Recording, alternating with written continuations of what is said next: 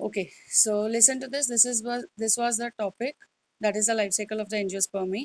Yesterday we discussed in this that there is a flower. The life cycle of angiospermy starts with a flower as its reproductive part, right? The reproductive part of the flower of the plant, that is the flower, that bears the reproductive organs, the male reproductive organ and the female reproductive organ, that is the ovary. The anther, the male reproductive organ, that starts showing the development of the pollen grain, that which carries the male gametes from the very first structure, that is called as MMC, that is a microspore mother cell.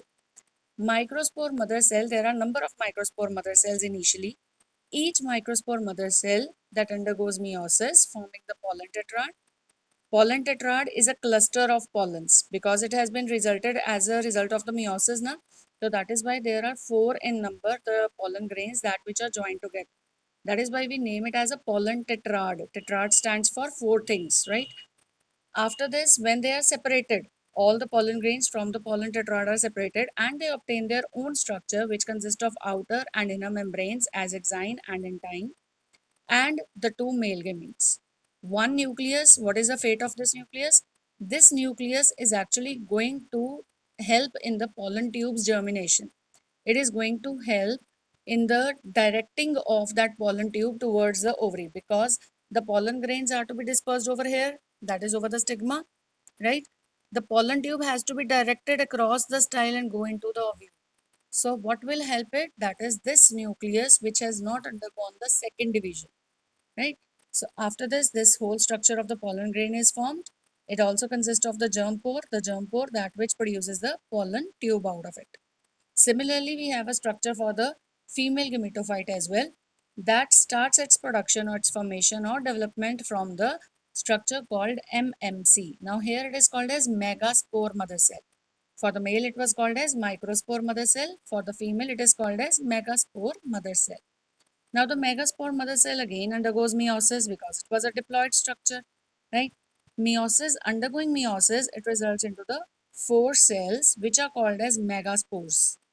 All the four cells are haploid in the nature.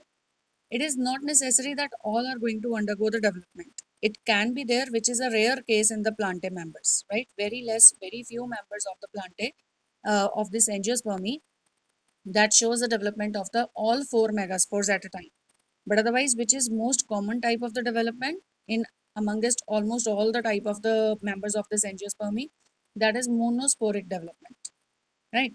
This monosporic development, three of the megaspores degenerates and only one becomes functional. And if one is becoming functional, it still undergoes three times mitosis. I've written here three mitosis means three times mitosis it is undergoing. So you can even put a multiply sign here that signifies three times mitosis. Okay. So three times mitosis will result in the formation of 8 nuclei, 4 towards each pole. One from each pole starts migrating towards the center, and finally the structure of the female gametophyte. This is the structure of the female gametophyte, that which is also called as an embryo sac, which carries the structures which are called as this first cell, which I labeled at the last, that was the egg cell. This is the main cell, the egg cell, that is also called as a female gamete. So this structure, this complete structure is called as a female gametophyte. Female gametophyte is also termed as, so this is female gametophyte, and this female gametophyte is also the embryo sac, that which will be further carrying the embryo within it only, right? So this is the egg cell, that is the female gamete. Female gamete carrying structure is the female gametophyte. Clear? After this, the two side cells, these are the two supporting cells around the egg cell. These two are called as synergids. These are termed as synergids. On the opposite end, these three cells, that is on the opposite pole, are called as antipodal cells. These are termed as antipodal cells, right? Then there is the central cell or the polar cell, that which contains the two nuclei, right? So this is what we call it as a polar cell, with the two nuclei, and the nuclei are called as polar nuclei.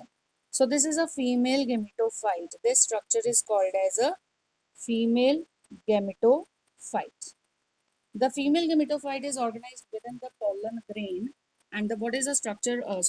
The female gametophyte is carried within the structure called as ovule. And what is the structure of the ovule? This is, let's say, the embryo sac, and it is surrounded and protected by the integuments. So this is the first inner integuments, and then two outer integuments. These are the two outer integuments now on both the sides. That which leaves a space in between just at the top, and this space is called as a micropyle. This is a space called as a micropyle. Okay. Towards the micropyle is present the egg cell. The largest cell of the embryo cell, you have to make it towards the micropyle. So this is the egg cell, and then there are synergids, the supporting cells. There is a central cell or polar cell having the two nuclei, and on the opposite end are the antipodal cells. So this is what it is, a structure of an ovule. Now what is the significance of this micropyle? When the pollen grain develops the pollen tube, that pollen tube will be germinated from this side, that is from the germ pore. This pollen tube will enter through the micropyle, which is again a common pathway for many of the plants. But otherwise, it can also get rolled on, and it can pass in or enter in from the opposite pole, that is chalazal end. We call this side as a micropylar end, and this opposite end of the micropyle is called as a chalazal end. This is called as chalazal end, and on the micropyle side, this is called as micropylar end, right? Clear? The main entry of the pollen tube is through the micropyle, but it can also enter from the chalaza or from the lateral sides. Anyways, right? Now coming to the pollen tubes formation and its entry through the micropyle. I'm erasing this word micropyle, and I'm making the entry of the pollen tube because now it has been developed. After the development, now the pollen tube reaches the ovule, and now it was carrying the two of the male gametes. The two male gametes which are produced here, two male gametes which were produced after the development of the pollen grain. Now here the pollination, we'll be mentioning here, the pollination has taken place, and because of this pollination, the pollen tube has been dispersed over the stigma, pollen grain has been dispersed over the stigma, and the pollen tube germinates into the ovule, right? It germinates into the ovule, and this further goes and fuses with the ovule. Fine, right? After this, there will be a pore which will be dissolved, and the next step will take place, that is the fertilization. We call the special kind of fertilization taking place in the flowering plants as double fertilization. So this is resulting in the double fertilization. Now what that double fertilization is, making again the structure of the ovule, you have to make it again just to show the changes of the double fertilization. This was an egg cell. These are the synergids. Again the polar cell with the polar nuclei, antipodal cells, integuments on both the sides, the inner and the outer integuments. Fine. So this was the structure. And when the male gametes have been dispersed in one of the male gamete, I'm making all these as solid nuclei, that is filled nucleus of the female, and the hollow nucleus, that of the male. Okay. So one of the male gamete, that from the pollen tube, which we have just made here, that from the pollen tube, one male gamete enters into the egg cell, and another male gamete makes its entry towards the polar cell. Now, when these two will fuse, they will be resulting into a single structure. After the fusion, they will be resulting into a single structure, and that is called as a zygote. This will form zygote. The two gametes, that is the male gamete, each of it having N nature, even the female gamete having N nature. We know now that the gametes universally they are haploid in nature. That is why we have made these structures. MMC was a diploid structure initially. After undergoing meiosis, now every this stage is a nuclear stage is all haploid. So all the nuclei here are haploid. Similarly, this initial MMC was the only structure which was 2N. After this, these all the stages of the development, they are all the haploid structures. So this is also the haploid structure, right? The gametes produced, they are also the haploid structures. So when the haploid structures gets fused, that is one male gamete fuses with one female gamete, N plus N takes place, it forms a 2N structure. And this 2N structure is called as a zygote. That is, a diploid structure is formed, which is called as zygote. The process which is involved here for the formation of the zygote is termed as syngamy. There are two processes. Why we have named it as double fertilization? Double is because the two processes are simultaneously taking place here, right? Coming to the second side, this structure, the structure which will be produced after the fusion of these three nuclei, that is the three nuclei which will be fused afterwards. You can make a triangle. I can show you this here as a zoomed part. There were two nucleus of the female and the one from the male gamete side, right? All three fuses together. You can fuse them like this, okay? All three fuses together forming the new structure which is called as pen. That is primary endosperm nucleus. After the formation of pen and the zygote, all the other cells gets degenerated. That means you have to erase these after this.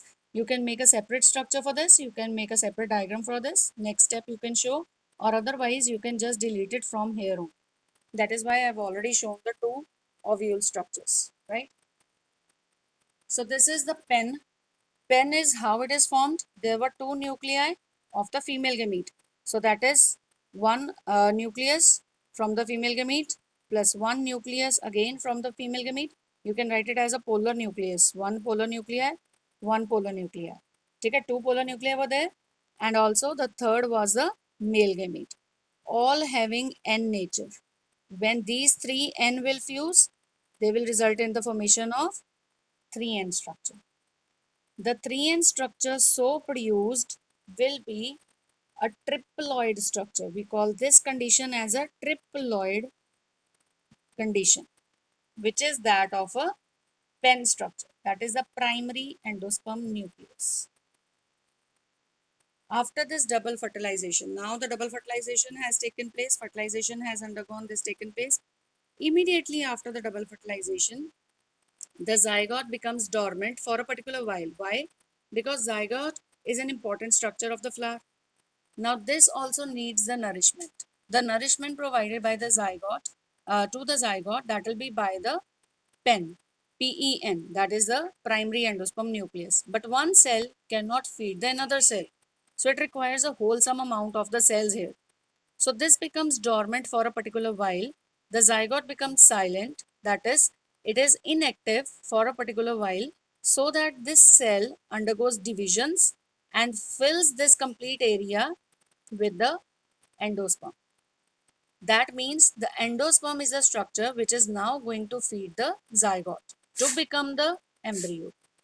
Okay, so this zygote will be further fed by the endosperm, and the further developmental changes that will lead from the zygote, this will help in the formation of embryo. After the attainment of the nourishment from endosperm, zygote then forms the embryo. You have to make the structure of the embryo as well. Embryo, you can make just a general embryo, that is the stage of embryo I am showing, that is a heart-shaped structure. This is a heart-shaped embryo. Actually, it starts with the first division as a two-celled proembryo, then the four-celled proembryo is there. Then there is 8 cells formation, 16, 32, 64, like that. And ultimately, there is the first embryo stage called as the, all those division stages are the proembryos. But the first embryo stage is called as the globular embryo. Okay, it is globe shape, globular, rounded.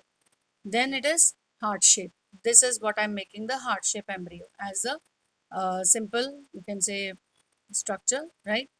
Then there is a differentiation of the suspensor and haustoria are there. You can make those also. The development will be all seen and studied in your 12th standard, right? So these are all the cellular structures. These are all the cellular structures that are required for the nourishment of the embryo. Clear? After the formation of the embryo, the complete developmental changes takes place, and finally a complete new plant bearing the flower will be made. So you can make it, just join it, or you can also label the first plant and then the flower over it, or you can simply show this after the development of the embryo. So this was the whole life cycle of the angiosperm. Here in this, one thing needs the mention, especially that amongst the whole changes which were required, because the embryo is just not one stage, it is not one single stage which is one single structure carrying stage. This is a stage that which will be produced for a long while, right? So maximum stages of this are diploid. Here I have shown it maximally like that of the, because of the presence of this stages of the development, I've shown the haploid cells formation. That is why it seems to be more haploid and less diploid, right? But otherwise, in the life cycle of the angiospermy, there is only one stage, that is the gamete formation, which is only haploid, right? Otherwise, the maximum stages are involving the diploid structures. Maximum is the diploid structures.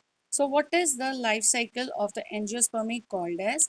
This life cycle is called as a diplontic life cycle. Diplontic life cycle. Why we are naming it as a diplontic life cycle? That is the next topic of yours. That is the plant life cycles and the alteration of generations. For the plant life cycles, there are three types of the life cycles which we have to study. One is diplontic, another haplontic, sorry, and the third one was haplodiplontic. Okay, so for the diplontic life cycle of angiospermy, it seems that all the stages they will be diploid except one, that of the gametes. So very small, you can say, time span of the life cycle that has been covered with the haploid phase. Otherwise, all the parts which have been developed, they are all sporophytic, that is they show the sporophytic generation. So that is diploid phase is shown, right? So here you can mark this from the center of your this life cycle circle. You can just mark the formation of these as this is the haploid phase. I'm making it as the lines just to show dotted line. Okay. And after pollination also, that is after, before this fertilization, after pollination, this is all haploid. So this is the gametophytic phase. This is the gametophytic phase.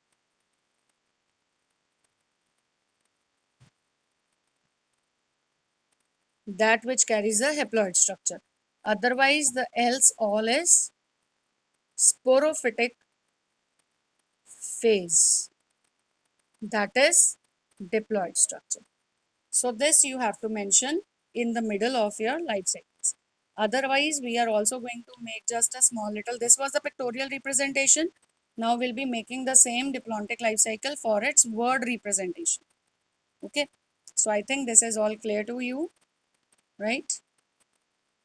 All the stages, they need their mention in the life cycle. If you are writing the, if you are explaining the life cycle of the angiospermy, then you have to say about all these stages, right? And when you are also making the pictorial representation, again label all these stages, provided you have to give the good emphasis on the diploid and the haploid structures. Because when we are saying the alteration of generation, or we are saying the life cycle which is being formed, we'll be always saying it with the two phases, that is the sporophytic and the gametophytic phases, right? So this was the diplontic life cycle of the angiospermy. Now giving the pictorial this was the pictorial representation. Now giving the word representation. Anji,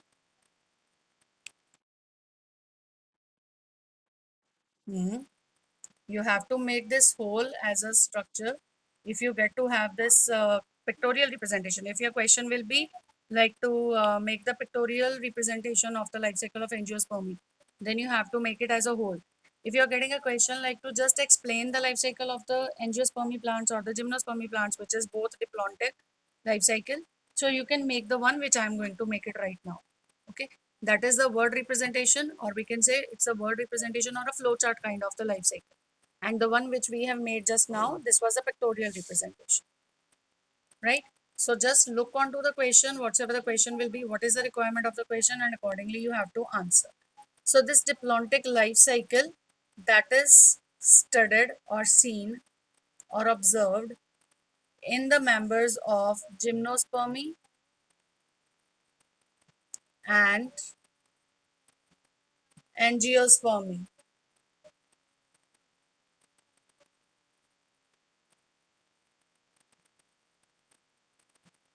right?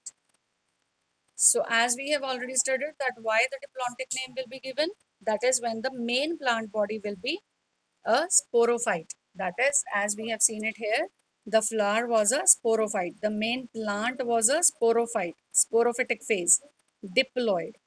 Okay, so this is the first phase starting from the life cycle of this diplontic that starts with the sporophytic phase that starts with the sporophyte as a main plant body.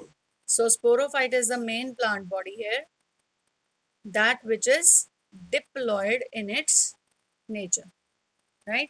So sporophytic main plant body, if this is diploid, the male reproductive as well as the female reproductive structures produced, they will be also the diploid structures. So this is the male reproductive organ and the female reproductive organ. They will also be diploid in their natures. These will be diploid, but the gametes which will be produced after this, that is from these structures, the gametes that have been produced, they are all haploid structures. So this is the female gamete or the male gamete. They are all haploid structures. Because the main plant body was diploid, this has been formed as haploid. So what division was there? It was meiosis. Undergoing meiosis, this results into the formation of the gametes. The gametes can't make their own body. That is, they can't show the whole organization. After their formation, they need to undergo the next process that is called as fertilization. So when they'll be undergoing the fertilization, as in the angiospermy, we have named it as double fertilization, but in gymnos, they are not called as a double fertilization. It is simply called as fertilization. Okay. So when it undergoes the fertilization, this results into the formation of a new structure which is again diploid.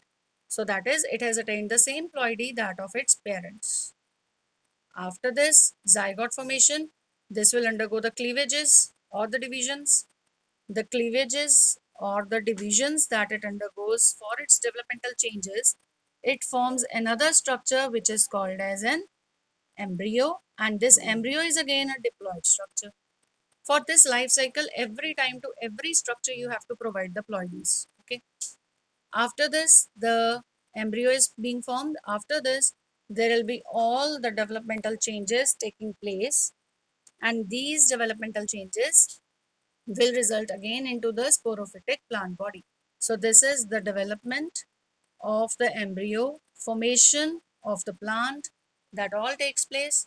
So this is the life cycle.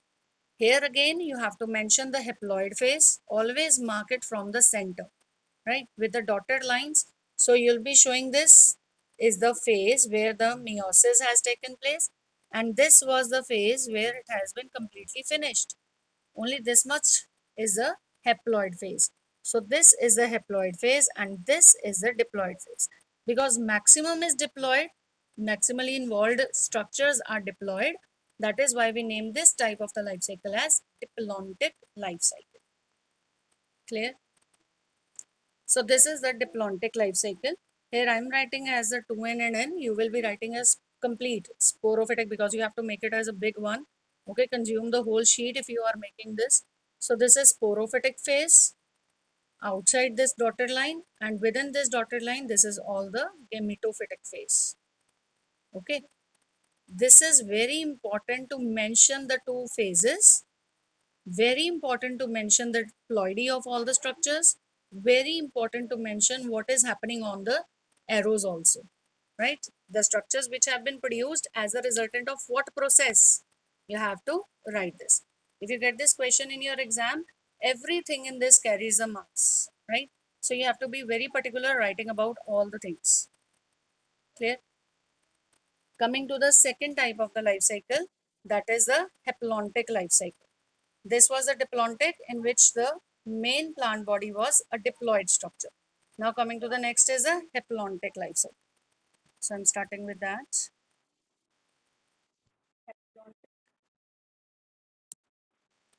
Embryo here will be formed further, that will be developing. Embryo stages are there, I told you, na?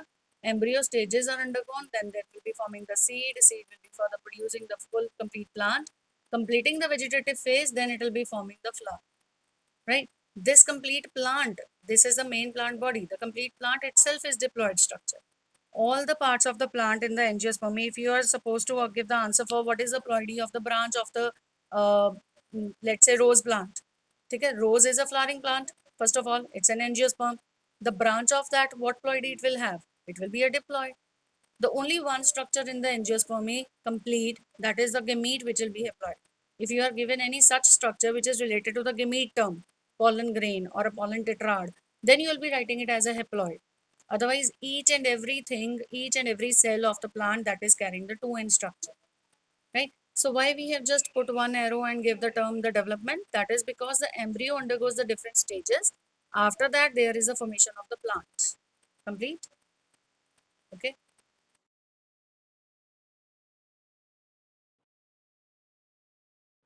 Beta, there are number of changes. Na? We are not concerning with that all changes that you have studied in the 10th class. We are only concerned with the changes that which are there in the life cycle now. That ovary changes into fruit, that ovule changes into seed. They are all the changes, developmental changes only. They are all the developmental changes. Na? This embryo formation is there. After that only the seed will be formed. Na? Seed will be formed within the ovary, and the ovary is then called as a fruit. They are all the developmental changes. We have compiled them all as a developmental changes. You can mention here the seed, the fruit, the everything like that. You can mention here. But otherwise, you can also give it a single term, that is a development, right? Because here we are concerned with these kind of the structures, zygote, embryo, and ovary plant, right? You can also mention that. They are also very good to be mentioned here. But that will again be time consuming, and you will be mentioning those as particular processes again in a serial order, right? So coming to the next is a haplontic life cycle. As the name is saying, haplontic. This is seen in, first of all, the examples of this are some of the algae members are there, that which shows the haplontic life cycle. As the name is haplontic, haplontic means the main plant body here will be now a gametophyte, right? Gametophytic term I told you, that is given for haploid structures. So gametophytic is the main plant body, or a gametophyte you can write. Gametophyte main plant body. This is a haploid structure. Now since it itself is a haploid structure, this will be not undergoing any reproductive, meiosis division for the formation of the gametes, because the gametes universally they are already haploid, and the main plant body is already haploid. So there is no requirement of meiosis here, right? Even meiosis can't take place in the end structure. We have studied that. Clear? So when this will be formed, this is, let's say, the male and the female reproductive organs are there. Okay, the reproductive organs, two types of the reproductive organs representing the different origins, right? They'll be resulting in the formation of the gametes. Now the two types of the gametes will be produced. Here the conditions lies that of isogamous and isogamous, right? That is why I'm not writing the male and the female here. Simply gametes. Okay. So when these are produced, they are not with the help of meiosis. It is with the help of mitosis, equational division. That is why the gametophytic plant body results in the formation of a haploid structure. That is N structure. Clear? After this, they will be undergoing the fusion. As it is the rule, that the gametes, after attaining the fertilization process, after undergoing the process of fertilization, they will be forming a new structure which is called as a zygote. But here again, because this is only haplontic, being only haplontic, this is not going to develop its own plant. This is a small, you can say, short-lived type of the stage, zygote, which when produced, again undergoes the division. But now this time the division which zygote undergoes is meiosis. Why meiosis? Because it has to result in the formation of a haploid structure. Itself it was diploid, but the formation requires haploid structures, right? So from the gametophyte, when the gametes have been produced, the zygote have been produced, undergoing the meiosis, it results in the formation of new structures called as meiospores, or simply you can write as spores, which are haploid in their nature. Again the same as right now I told you, there will be all the developmental changes we are enlisting in just one arrow. You are not to make the different stages here. This is just these meiospores are now going to result in haploid structure.